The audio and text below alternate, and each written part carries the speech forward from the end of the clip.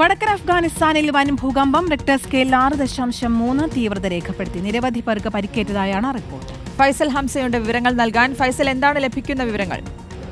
ശ്രുതി കീർത്തന, അർദ്ധരാത്രി 12:59 കൂടിയാണ് ഭൂകമ്പം ഉണ്ടാകുന്നത്. റിക്ടർ സ്കെയിലിൽ 6.3 രേഖപ്പെടുത്തിയ അതിതീവ്രമായ ഭൂകമ്പമാണ് ഉണ്ടായിട്ടുള്ളത്. മസർ ഇ ഷെരീഫ് എന്ന ഹിന്ദ്കുഷ് മേഖലയിലായിരുന്നു. ഈ മസർ ഇ ഷെരീഫ് എന്ന് പറയുന്നത് ഏതാണ്ട് 5 ലക്ഷത്തോളം ആളുകൾ തിങ്ങിപ്പാർക്കുന്ന വളരെ ജനവാസമുള്ള ഒരു മേഖല തന്നെയാണ്.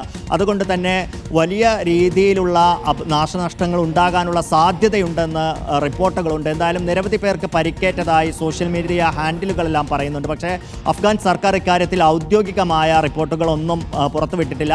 4 പേർ കൊല്ലപ്പെട്ടതായും മരണപ്പെട്ടതായും ചില റിപ്പോർട്ടുകളെല്ലാം ഉണ്ട്. പക്ഷേ അതെല്ലാം സ്ഥിരീകരിക്കാനാകുന്നേ ഉള്ളൂ. കാരണം രാത്രിയാണ് ഇത്തരത്തിലുള്ളൊരു ദുരന്തമുണ്ടാകുന്നത്, ഭൂകമ്പമുണ്ടാകുന്നത്.